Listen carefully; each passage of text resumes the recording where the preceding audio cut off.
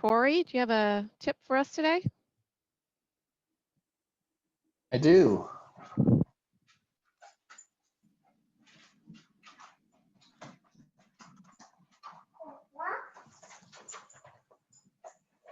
Stephen Levitt is an American economist and winner of the 2003 John Bates Clark Medal for his work in the field of crime.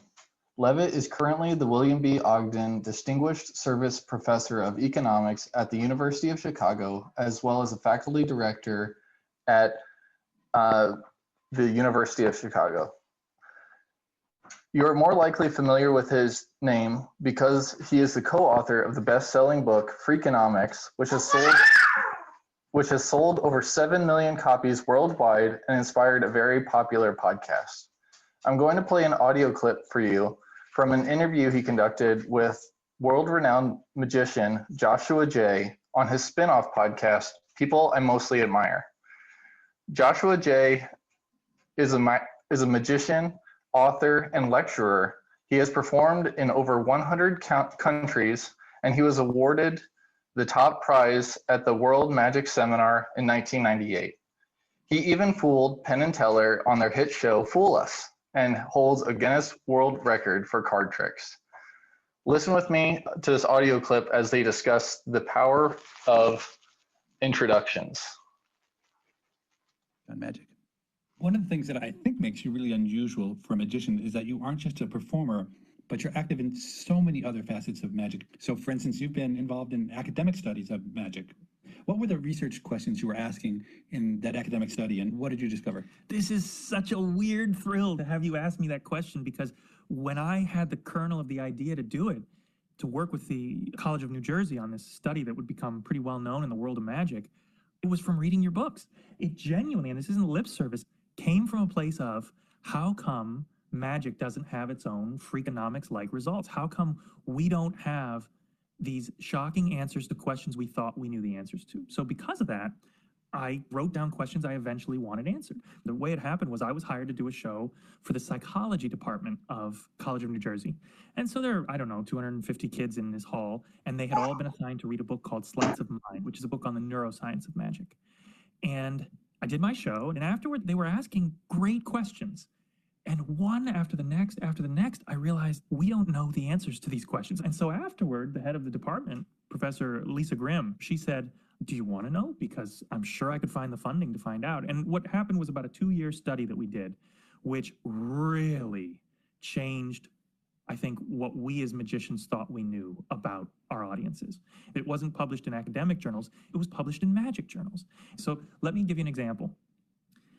We tested the effectiveness of introductions for magic shows. In other words, we would show videos of a magician doing a series of tricks. And it was the same video in both groups, exact same video. But in one video, we would say, please watch world champion magician Sean Farquhar perform the trick that won him the world championship. And in the second video, which again, same video, we would just say, please watch the following video. And then afterward, we would ask questions about how much they enjoyed it, how were they fooled, if they had to take a guess as to how the trick was done, how would it be done? And the results were shocking.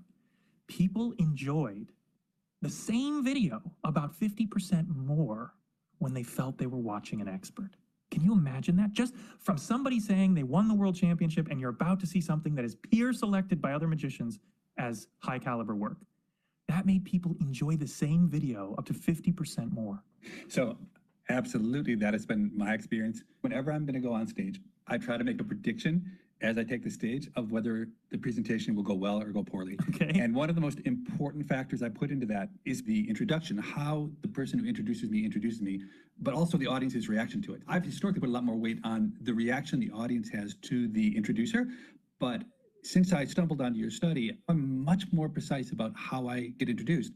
It's really what we want academics to do, which it almost never does. You did this very narrow study to try to answer a question that you were interested in, but I was able to take that result, and in a completely different domain, I now use that to my benefit. So tell me about this. How do you do that now? Do you sort of carefully craft the words of the introduction and then give it to somebody to read, or do you go over it with them? It used to be if someone said, how do you want to be introduced? I would just say, I don't care, whatever you have. Exactly. Now I point them in the direction of, oh, here's something that somebody used before that worked out really well. what was interesting was the people who watched the clip with the introduction guessed less accurately as to how the trick was done than those who didn't. In other words, we were forced by the numbers to come to the conclusion that having an effective introduction made people figure out the tricks less successfully. And the only thing I can hazard a guess on is, if you feel you're in the hands of a true expert, a wildly wonderful magician, then you sort of submit to them. You sort of say, I'm not going to even try to figure this out because it's not going to be of any use because this person is really good. Whereas if you just say, please watch this magic trick, a lot of people go, okay, hit me with it. Let me see if I can figure this out. And your guard is up. But isn't that fascinating that just an introduction makes people guess less accurately to how the tricks are done? So I live that.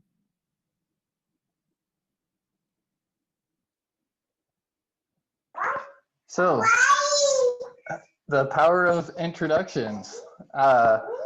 And I tried to give a strong introduction to the audio clip itself, even to set the stage for the credentials of the two people that would be speaking. So just another good thing to be mindful of as you prepare your speeches is to really utilize the power that the introduction can use to set up your speech. And if you were to go speak in another venue, be mindful of how you want to be introduced rather than just on a whim